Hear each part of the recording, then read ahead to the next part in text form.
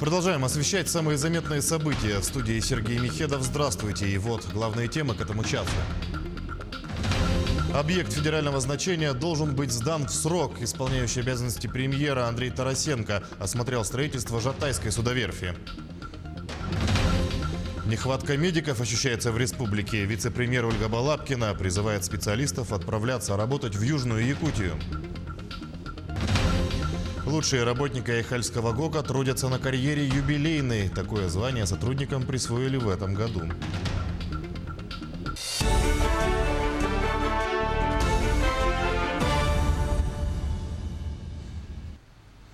Обстановка с лесными пожарами у села Сватай Среднеколымского района опасений не вызывает. Сейчас здесь работают 20 сотрудников аэромобильной группировки МЧС России с необходимым оборудованием, сообщает Госком ОБЖ. В течение суток тушили отдельные очаги в непосредственной близости от населенного пункта. Всего для работы привлекались примерно 100 человек и 20 единиц техники.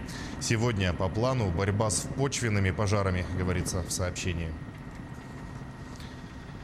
Новый детский сад на 203-м микрорайоне столицы откроет свои двери этой осенью. Объект построили в рамках госпрограммы развития образования. Этот и другие объекты сегодня в преддверии нового учебного года посетил глава Якутии Айсан Николаев. Он ознакомился не только с выполненными работами, но и с ходом строительства других учреждений. Так, он осмотрел дополнительное здание школы номер 5 по адресу Толстого, 20, где в прошлом году начали капитальный ремонт под школу. Сейчас объект полностью готов принять детей в новом учебном году. Ремонтные работы здесь были завершены в мае. Учебные классы нового здания оснащены всем необходимым для всестороннего развития школьников. Далее глава региона посетил строительную площадку в районе аэропорта, где сегодня установлены сваи под будущий детский сад. Подводя итоги осмотра объектов, глава Якутии остался доволен проделанной работой и отметил, что в Якутске сегодня делается все возможное, чтобы дети обучались и росли в комфортных условиях. Здесь, на Портовском квартале, мы, когда еще я был главой города Якутска, всегда предусматривали здесь строительство детского сада. Здесь было большое количество аварийных домов, которые были расселены в период 16-17 годов. Было сделано проектирование. И здесь вот сейчас уже началось строительство детского сада, которое будет завершено до конца 2021 года по федеральной программе «Демография». Уверен, что благодаря вот этим средствам, которые опять же идут в республику благодаря национальному проекту, благодаря решениям президента страны и софинансированию со стороны республики, здесь появится замечательный объект, который поможет как раз дальнейшему развитию данного квартала.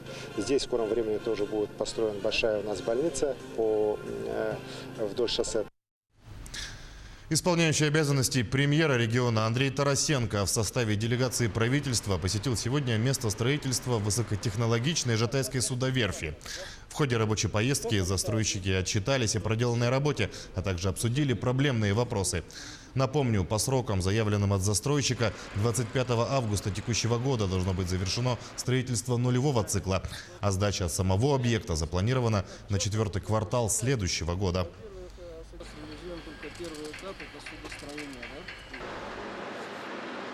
Цель поездки в том, чтобы разобраться с положением дел и, соответственно, вывести какой-то план-график, по которому дальше судьба этого объекта будет складываться каким-то образом. И цели поставить на выполнение, собственно, задачи, которые президент и глава республики поставил. Завод должен быть в бассейне Лена.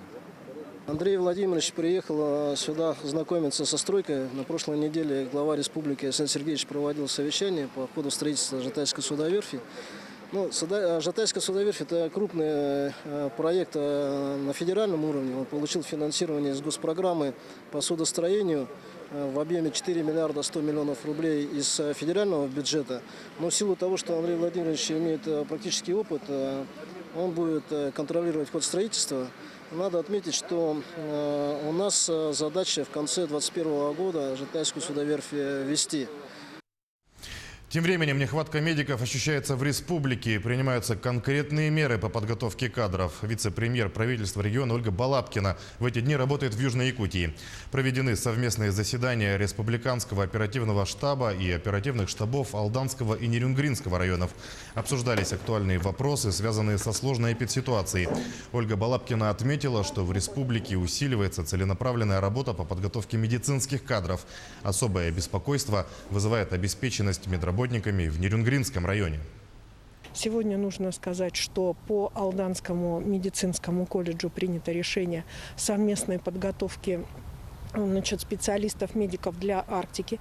Заключено соглашение, по которому непосредственно в Алданском медучилище впервые будут обучаться централизованно по заказу 12, будет подготовка осуществлена 12 медиков для арктической группы УРУСов для Нижней Колымы.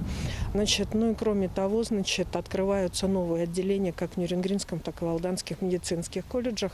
И сегодня мы решаем вопрос по восполнению участкового звена как в Алдане, так и непосредственно в Нерюнгре.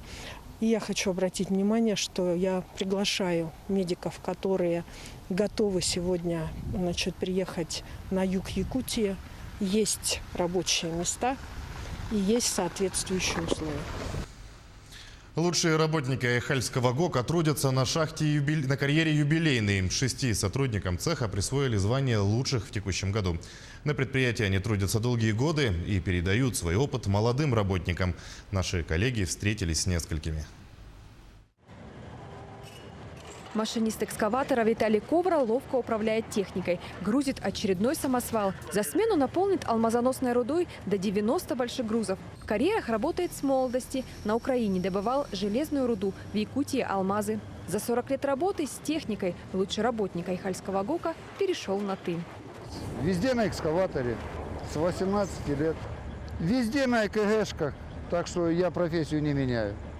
Уже дома, в свободное от работы время, Виталий Ковра ловко управляет иголкой, вышивает бисером. В коллекции более 20 работ. Над каждой трудился от месяца до 2. Вышивкой увлекся 10 лет назад. В квартире повсюду работы Виталия. На стенах и полках свои работы дарит друзьям и родным. Супруга хобби поддерживает. Первый внук у нас родился, Гриша. И ему ангелочка начал вышивать. Вот зашли в магазин, он увидел и начал это. Сказал, что вышью ему, и так быстро сделал. Ну, а потом пошло второму и детям. У нас по календару церковному, вот каждому икону, сыну, невесткам. Декабрь 2017 года. Взрыв, и вот она, 200-миллионная тонна руды на карьере юбилейной. Значимая веха для работников промышленной площадки. В подготовке взрыва тогда участвовал и Дмитрий Хасанов. Он и сегодня трудится в карьере. Лучший работник Айхальского ГОКа взрывником работает 19 лет. Профессию получил в местном учебном комбинате. Тонкости изучил на практике. Уже через годы опытом делился с молодежью. Хорошо объясняет молодым. Мне показывал новые навыки, те, которые я не знал. Обучал чему-то новому. Участок, где взорвут горную массу, готовят неделю. Перед зарядкой скважин Дмитрий Хасанов проверит каждую из них. Глубина скважины должна соответствовать проекту. В таком деле важна каждая деталь. Профессионал Дмитрий Хасанов свою работу выполняет точно. Это жизнь моя, потому что уже на севере полностью больше 40 лет живу.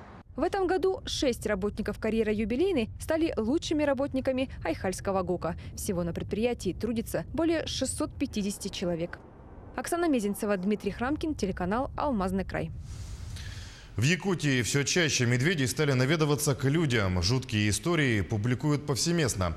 Так, 2 августа косолапый напал на 37-летнего жителя Алданского района. Мужчина чудом остался жив.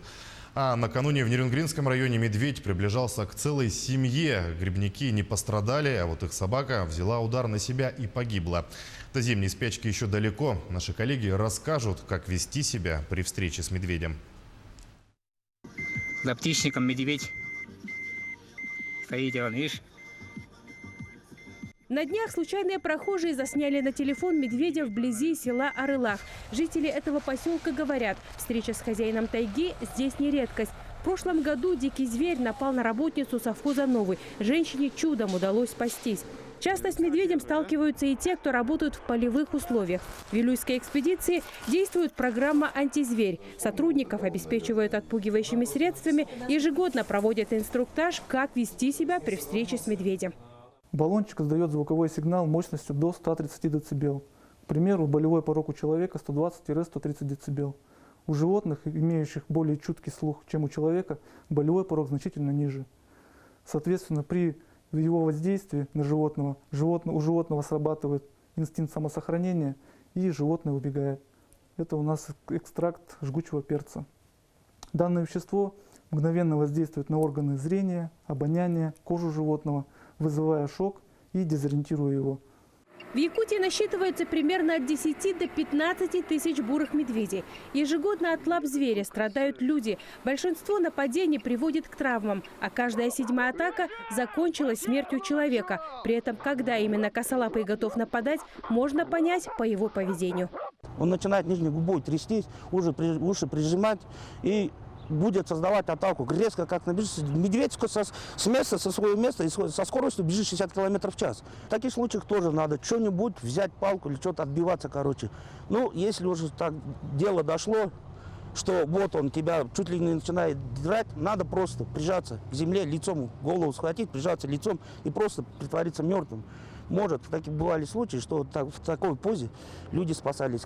При встрече с медведем ни в коем случае не нужно убегать, говорят специалисты. Для животного это послужит сигналом. Зверь будет догонять. Не смотреть в глаза, не поворачиваться к медведю спиной, уходить, пятясь назад. Это не раз спасало людей от нападений. Есть такое поверье у нашего народа, что медведь не трогает женщину. Есть доля правды. Ну, у медведя же интеллект 3-летнего ребенка, он же тоже, наверное, понимает. Поэтому есть поверье, когда женщины при встрече медведя в лесу оголяют свою грудь. Медведь видит, что это мама, и с детьми тогда он может и уходить. Из тайги диких зверей гоняют пожары. А еще одна из причин, по которой медведи идут к людям – отсутствие активной охоты на них. В советское время их численность регулировалась. Сегодня мало кто занимается охотничьим промыслом. В период сбора ягод и грибов, по идее, медведи сытые и не должны подходить близко к людям. Однако не стоит забывать о простых мерах безопасности. Например, не ходить в лес в одиночку. Можно брать с собой какие-то средства защиты, а еще лучше собаку, и она издалека почует зверя. Ивана Филиппова, Роман Ларин, Артур Голиков, телеканал «Алмазный край». Наши корреспонденты продолжают следить за развитием событий. Оставайтесь с нами.